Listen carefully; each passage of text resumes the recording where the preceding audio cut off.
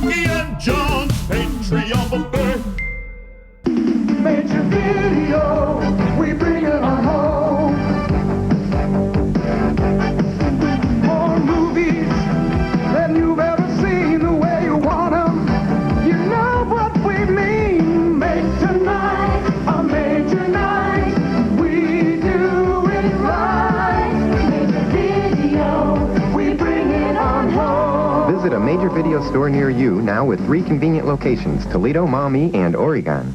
You don't want to talk about No, VHS? I say I don't know what I'm talking about the VHS. Well, you can't. All right. Well, hello everybody. Hello, everyone. Welcome back to Yuki and John's podcast buffet. So subject is VHS. Yes, today? VHS today because I want to talk about VHS because you lived and I lived through the heyday of VHS tapes, right? The home video market. The video, yeah. And I'm not talking about DVDs. I'm not talking about Blu-rays. Right. I forget that physical media is great. I love it. Way but before. VHS was a revolution.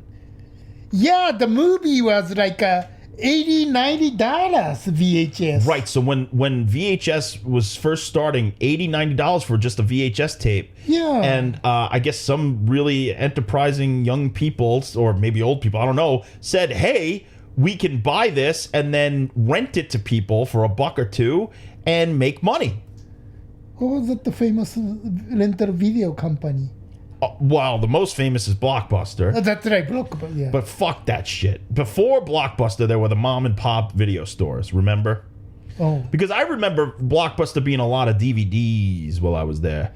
I mean, they had tapes too, but what were your experiences, Yuki, coming up with VHS tapes? Like, do you remember when it first started? Yeah, because I too expensive to buy.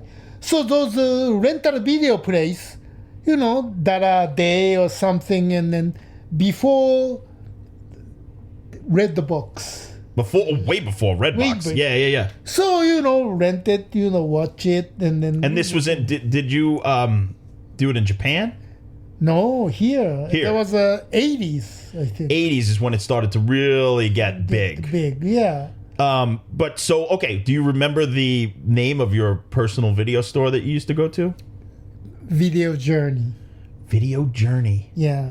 That's amazing. They always said video something. Mine was, I had 2, Video Quest and Video Vision. Oh. Video Vision was my favorite because it was like a really cool, they had posters, and Right. Video Quest was also cool. It was a little smaller, but I remember the horror section, this section, that Oh. section, the porno section. Yeah, the Video Journey was in the Glendale, and then, you know, I was a member, and then, you know, go check out 1-2 movie, you know, weekend, and return by Monday. Yeah. Yeah. Did you used to rewind, or were you that son of a bitch? Right, because they charge you. if you don't- How much did they charge? Like $1 if you didn't rewind? No, I think it was more than $1, I think. So you could say a lot of people probably like, screw it, I'm just gonna give it back and pay the $1 because they're so lazy. Yeah. Imagine you're too lazy to rewind. Because remember, you don't want to rewind with your machine. And then there was a rewind machine separately. That's right. There used to be a separate rewind Right, machine. just a rewind machine, because otherwise, you know, deck is going bad, you know, if you... Right. Some of the early VHS didn't have Right. the great capability of rewind. I remember that having a Yeah. separate rewind machine. And then you also had the VHS cleaning tape Right. that you had to put in and clean the clean heads. head. I had one of those. That was amazing. And then there was a Beta, but Beta died. Beta died. So much like the what was it? It was like high definition Blu-ray versus high definition DVD or something. Right, It was like a two. But They had a fight, but Betamax and VHS had a fight. Then Laserdisc came out. Right. This big. Oh, I remember when Laserdiscs came out. It was like a 2-month window, and everybody was flipping out about them, and then they were gone. But I remember watching Aliens on Laserdisc and having my mind blown because I had never seen a movie look that good. It didn't have the grain. It didn't But have the Laserdisc before it became popular, you know, the small one came out, right? I mean, Laserdisc kind of died. Yeah, they died, and you had to get up and flip it Most of Right. them, they couldn't hold the information on one side, so you Yeah. had to flip it at a... So before everybody got the laser disc machine, new device, new whatever. What was next one? DVD. DVD was after that. Then That they came exploded. out. Yeah. So DVD became so fast, so Laserdisc died. And then I have a 1-2 Laserdisc, but can't do anything. It's just like a big record album and just sitting there. Did you bought Laserdiscs? Yeah, I think 1 or 2. Which ones? It's not a movie. It's called The History of Universal Studio. Really? Yeah, it's like a big laser disc, but I never saw it because I never had the machine. So you bought the Laserdisc without the machine? Yeah, Why? I don't know. I just bought it. I mean, I still have it though. Do you have a laser disc? I don't. That's the one thing that I never got. Like, I never got a Beta. I never got a Laserdisc. Oh. And I never got whatever that other thing was that was competing with Blu-ray. Oh, I don't know. Yeah, I don't even know what that was. It was like, who cares? But so VHS, I remember going to the store, just being like a little kid and like staying in that store for like hours and just looking at all the tapes, reading the backs, wondering what is all this magical shit. And it really changed my life. That's pretty much how I started to fall in love with movies. It wasn't necessarily television or stuff like that. It was going to the video store, being able to pick my own. You know, my mother would be nice enough to say, okay, I'll get the ones that me and your father are going to watch, and then you could choose yours. And I would choose mine. I would get like, it started out, I wouldn't get like, the horror movies because I was too young, but I would get, whatever it was, Star Wars or Indiana Jones and that kind of shit. I mean, it was. I was never crazy about those because I like to watch the movie in the theater. Yes. So I was never crazy about VHS and watching the movie in the small TV screen. Right. Some of it you needed to go to the theater. Like I had so many theatrical experiences that I'm glad I didn't see them first on VHS, like Gremlins or Star Trek 2.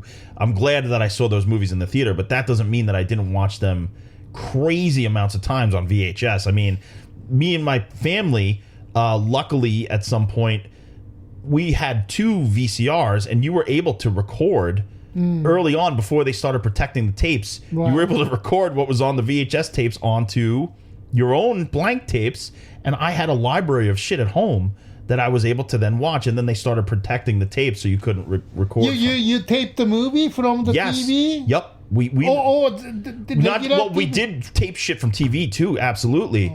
But we taped before they were able to like block the recording. You were able to dub them, and we did that for a while. I taped. No, I lots think of, that's illegal. So anybody who's going to retroactively Don't do come it. after my family, don't do it. But everybody else did too. I recorded lots of Lakers game, but Sure, yeah, you were able to record then from TV. So I remember early on, one of the things that I really wanted to record was there was a Star Wars special on TV about the Ewoks called Ewoks Courage Village or something like that. Ewok Adventure. That was the cartoon. There was like a No, TV. there was the live that was the show. TV live movie. TV movie called the Ewok Adventure. Caravan of Courage, I believe it was called. One of them was called Ewok Adventures. So I remember being like, oh my God. And then watching it, recording it, and then being able to watch it like 50 times after that was just a revolution in my mind. I couldn't believe it. So it was really a cool time to be a kid. I would also record, before I had cable, there was some show that would show music videos. So what my parents would do is like they knew I liked the music videos, so they would record the show. MTV became a big it was before 80s, MTV. Yeah. But it's because we didn't have cable at the time. But they recorded like the video night show on some channel, and then I was able to redo them. I remember watching over and over the video on VHS of Lionel Richie's All Night Long. Remember that instead of DJ, I mean VJ, video jockeys. Martha Quinn. Martha Quinn, who oddly enough, I just watched a VHS tape from VHS Haven, a great company. Everybody go look them up. They put out a movie called Bad Channels from Full Moon Entertainment, and Martha Quinn stars in it. Wow. And I watched it on VHS literally yesterday. Wow. Yeah. So even to this day, I'm still watching and collecting VHS tapes. I know that some people think it's trash, but it's something about the tangible thing and holding it in your hand. And even though it doesn't look as good, some of the movies are better when you watch them in that shitty quality. Like, for instance, I just bought a movie called The Brain, and it's like an 80s cheap, monster movie, and it's so much better when the grain is all over it and it looks like crap. It just feels like the 80s, I feel like I'm sitting in the 80s having a sleepover with Liz Shack. So what did you ever have any like odd encounters in a video store or anything weird happen to you while you were in a video store? But remember Tracy Road? Oh yeah. Everybody remembers Tracy Lord. If for anybody who doesn't know, she was the woman who when she was a girl, she did porn underage. It didn't tell anybody, and then she waited till her 18th birthday, did her first legal porn, and then told everybody she was underage in all the other porn so that they couldn't distribute them, and then just had the one porn where she was legal and made all the money. But this somehow secret video, somebody dubbed it. This one went all around. It's called Tracy Takes Tokyo. So in Tokyo it went. She went to Tokyo and then did all kind of stuff. And was making love to Tokyo people? Japanese people. Wow. Any women? Yeah. And then wait, was she of age or underage? That was an underage video. That's why it's Yuki, we're talking about child pornography now. This is no good. We can't do this on the Yuki and John's Patreon buffet. But that time, we didn't know about that. Then right. she did the Playboy, right? Yeah. God, I should have it. I had that magazine, but I kind of lost it. When I was a kid, there was an amazing distribution of underground porn tapes on VHS. I mean, a lot of the older brothers of my friends and stuff, they would make the porn, they would give them to the younger brothers, and then they would either sell them or trade them for porn. So, like, before you had the Spice Channel, before you had, like, porn DVDs, before streaming, it was a VHS distribution. That's how I became fucked up. The internet destroyed their business because these days, you don't need to buy anything. I can pull my phone up right now and you and I could be watching Double Penetration in 2 seconds. Yeah. But back then you had to, negotiate with your friends. Like, I'll give you the one that has, Ron Jeremy in scene 3 because you really are. Is that the one with the he was in a trauma movie. Yeah. And then he went to jail after that. Oh, yeah. He's so fucked up that he couldn't even stand trial because he has dementia and shit. But apparently he did some bad things to women. What happened? Is he in prison now? Or? Yeah, he's in prison. Rotting away in jail. Is he still in the movie or? Yes. Actually, he is. I think his last movie is #Shakespeare's Shitstorm. He did a cameo. Right. And by the time all these things came out, it was too late to take him out. The movie was already done and distributed and out. Like we're already manufacturing the Blu-ray. Yeah. But Lloyd's wife, she made all. Lloyd's wife, because she's very. She did want him taken out, and it was just honestly, it was we could have taken him out of the movie, but we couldn't. It was like too late because everything was underway. I see. It sucks. In a way, it's interesting because it's of a time, we shot it before any of the stuff happened, and all that stuff came out after we were done with the movie. It was really odd, but it is a snapshot of a time before the man fell from grace. Right. It's sad. I mean, I don't know if it's sad. It's odd. It's just, I met the guy, fucking Ron Jeremy. I met him 2 or 3 times through Trauma. And to me, he was always zonked out on some shit, like zonked out on some pills or something. The dude could barely speak. He was always stoned, right? Stoned and he was like barely speaking. And the only time that he ever came to life around me, I like I said, it was 2 or 3 times. I met him at a convention. I met him on the set, and then I met him. We did a screening in Vegas of Return to Nukem High, aka Volume 2, and he's got a cameo in the movie as God, and we were doing a Q&A, and he was just standing up at the Q&A, and somebody asked, "How did you guys make the fake jism in the movie?" And I said, I did it, and all it was this soap called Cetaphil that I squirted out of the bottle, and it looked like cum. And all of a sudden, Ron Jeremy perks up and he's like, oh, well, we used to use egg whites on set. We would throw the egg whites in the actress's face. And all of a sudden, we're talking about fucking fake cum. Ron Jeremy came to life. Is that crazy? Wow. Yeah, but I never really got to know him at all. It would be in passing.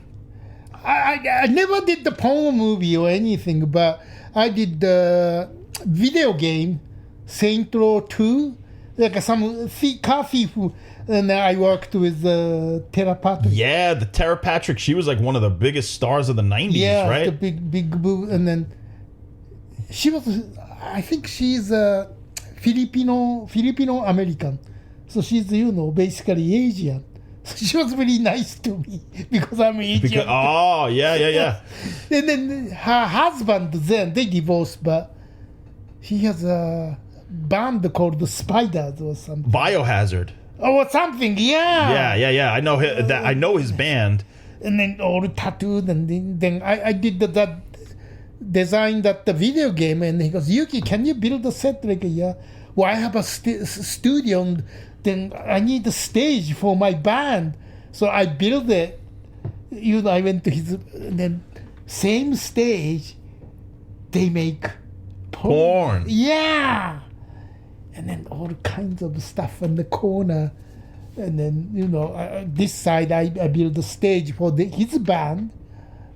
And then this corner, like those chairs. Sex swings. Swing, and then this and that. Like, I didn't want to touch it, it's gross, right? I mean, because some people would smell it. I don't know. Everybody's into different things. I was with the two carpenters with this, and then guy said, Yuki, what's this? Like, that's a butterfly. Oh, So that was the experience. I never did the polder, but I mean, I was there to build the stage for the Tara Patrick's husband's band. Oh my God! So that was interesting, but they pay me good. That sounds like a good job to have. Yeah. So back to VHS. I'll tell you. Always a side. Once we mention porn, Yuki's off on a tangent. He can't stop talking about porn. Yeah, VHS. I have a couple of stories about VHS stores. So there was one time. When I was a little older, I was like probably in my first or second year of college. And it was towards the end of the VHS era. And me and my friend, we smoked weed. And we went to pick out of VHS tapes. And then we were going to go home and smoke more weed. Yeah. So we get 2 or 3 movies. And we get into the car. And my friend lights up a joint before, he's like ready to go home. Right. And all of a sudden, a fucking cop car pulls up right next to us. Oh my God. And they tell us to roll down the window. And my friend like stops really quick and he rolls down the window. But smell though. Luckily, so the cop goes, "What are you guys doing?" And my friend goes, "We're just about to go home. We rented some tapes." And the cop goes, "What'd you guys get?" And my friend holds up the tape and he goes, "Dazed and Confused." And he shows it to him. But meanwhile, we are dazed and confused. We're like fucked up. And the cop's like, "Get out of here. Have a good night. Stop smoking weed on the street." And he like let us go. Oh. Yeah. But why he stopped in the first place though? Because I guess he saw my friend trying to spark a thing and then was just, which to me, that cop didn't do a very good job because the dude was behind the fucking wheel of an automobile. That's fucking fucked up, right? So that was a crazy experience. I mean, I'm grateful that we didn't get in trouble, but hey. Then another time, so I was really little. And I was with a friend and his sister. His sister was like 5 years old. Right. And we were like 8. Okay. We're looking around, and there's a poster for Night of the Demons. You ever see the poster for Night of the Demons? No. So it's a woman. She has a demonic face, and she's holding up an invitation for a party. And it says, "You're invited to my party." Something like that, Angela. That's the name of the character. And she's like, rah! She looks crazy, like a fucking evil demon. So the little girl looks at the thing, and she goes, "I don't want to go to Angela's party." And my friend is like, "What the fuck did you just say?" Like, he couldn't believe. He's like, "Well, how did you know what that?" And I said, "Well, what's the problem?" And he goes, "She's 5. She can't read." So we both got really scared because we thought that the demon like talked to her. Oh. We got fucking so scared that we left the store. We didn't even rent the thing. And we went outside because the mother was waiting for us. Turns out they were in that store and the mother had read it to her the last time when they were in the store. The little girl had said, "What does that say?" And the mom said, "Oh, it says she wants to go to a party." So that fucking scared us because we thought that we thought the demon talked to her through the poster. Isn't that crazy? And then there was another time. This was the time because you had the back VHS room, Right. and I finally was bold enough to go in. I had always like wondered like what was back there, and finally I was old enough, maybe like 15 or 16, to be like, fuck that shit, I'm going to look in the pornos and see. Section. Yeah. And I went in, and there was just a dude standing there by himself looking at the tapes, and he looked at me, and we like stared in each other's eyes, and I just walked out. I didn't want to fucking be there with that guy. He probably wasn't doing anything wrong. It was so weird to see like a 30-year-old dude, like, he's probably got a boner. Yeah. And I was about to get a boner. Right. And I just said, you know what, I don't want to be in here when we're both bonering it up unless we're going to go home and, watch the tapes together. So I had to go, and then I just probably rented Pee-wee's Big Adventure or something. Oh. So those are some of my VHS store stories. Did you ever rent a porno from actually the VHS store? Yeah. You did? Well, no, I bought it, but not. You to bought rent. them. Yeah. You didn't rent them. The rentals are odd to me because... I tell you what, because you don't want to touch somebody, Also, when the movie stopped in the middle, that's where they ended their journey, if so to speak, right? Yeah. So that's a little... Yeah, I felt gross, so I always bought it. Yeah. So I don't have to return or, use the one. Although, what am I talking about? I used to trade tapes with fucking my friends, so they all used to touch those tapes. Ew. Ew, Yuki. Ew. Ew. You know what the best porno star back then was? What was the famous one? On VHS, the best porno star, her name was Raquel Darian. No, I don't. Everybody in my town was fucking obsessed. Really? Oh, yeah. She was like the hottest woman ever who had done porn up until that time, in our opinions. And everybody would trade the tape deep inside Raquel. Wow. And so it'd be like, you've had it long enough. I'll give you Where the Boys Are in 4 and Anal Adventures 3 if you give me back... deep inside Raquel. And everybody would be like negotiating. Little did we know we could have just dubbed the fucking thing and everybody had their own copy. Yeah. What any other final thoughts on VHS? Like, do you think it's are you sad that it went away, or you happy without it? I mean, that was a time, it's a part of our culture. Yeah. But the reality is that's too big. I mean, DVDs are... Well, you know how much money people were making on VHS? Like, for instance, I think Troma made a shitload of money on VHS in the VHS Really? market. Yeah, they used to like... I think that this may be hearsay or out of focus, but I heard somewhere that even just the fucking rights to Toxic Avenger 2, just the rights, were $2 million. Just Wow. for the movie to be distributed on VHS. And that's without selling them this, just distributing it. Wow. Yeah, they probably got residuals and all kinds of stuff. That's what I heard. So back then, that market was humongous. And what I love is that there were people out there that were entrepreneurs who basically went into their backyards, shot a movie, Right. got it on a tape, got it into video stores, and made money. The shot on video, like the Polonia Brothers, Splatter Farm, all those kinds of video violence, all these shot on video classics that they skipped theatrical and went straight to video. Blood Cult supposedly was the first movie made straight to the video market. It's an okay movie. It's kind of boring. Oh, that's at the straight to video movie start. Right, happening. These. So before that, the first movie shot on video that was theatrically blown up to 35 was a movie called Boarding House.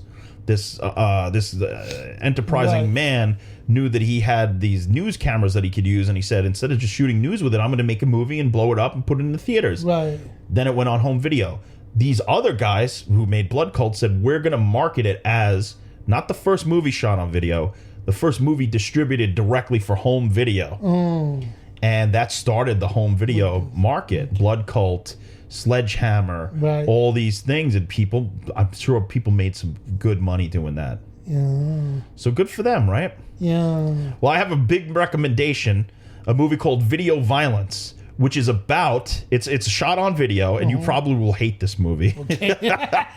But I recommend it to anybody out there who's never seen it. It's shot on video, and it's about a video store in a small town, and they're renting out these tapes, and they get a tape back one day, and it's the wrong tape, and they put it in the thing, and what they see on it is a murder.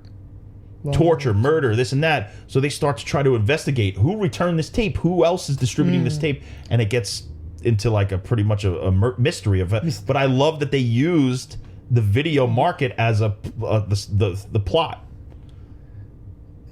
It's a snafu movie.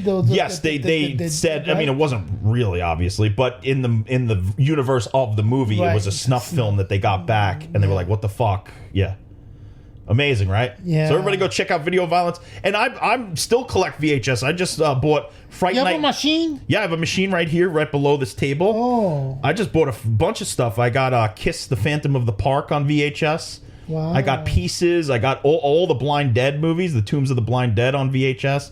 I got Fright Night 1 and 2, The Curse 1 and 2. Yeah, both. I have all these. Liz Shack got me one of the crown jewels of my collection, Trick or Treat, the 80s heavy metal horror movie.